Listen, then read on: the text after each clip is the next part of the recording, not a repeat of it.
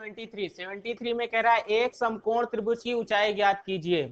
ठीक है, समकोण त्रिभुज की क्या ऊंचाई ज्ञात करनी है, एच निकालना है हमें, क्या होगा।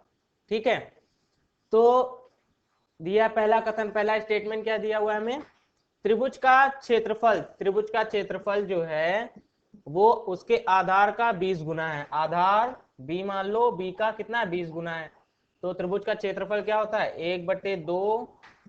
ठीक है, आधार b इंटू ऊंचाई h। ठीक, तो b इंटू ये 20, तो इससे b से b ये कैंसिल, h बराबर क्या आ जाएगा 40।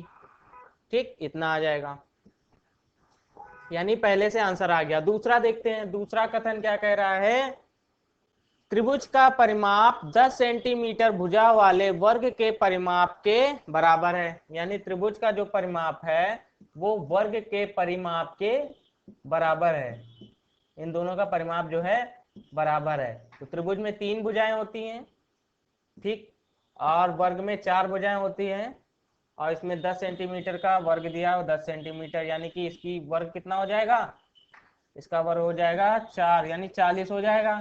ठीक है, इससे हमें त्रिभुज से क्या फायदा मिलेगा, कोई फायदा नहीं मिलेगा, क्योंकि त्रिभुज का कुछ भी नहीं दिया, यानी कि इससे आंसर नहीं आएगा, दूसरे वाले से आंसर नहीं आएगा। इसलिए पहला देखते हैं इसमें क्या दे रहा है, ऑप्शन पहला दे रहा है यदि केवल कथन एक ही पर्याप्त है लेकिन दूसरा नहीं, तो ये बात सही है, पहला ही पर्याप्त है दूसरा नहीं, क्योंकि दूसरे से तो निकल ही नहीं रहा आंसर। ठीक है, option A is the right answer.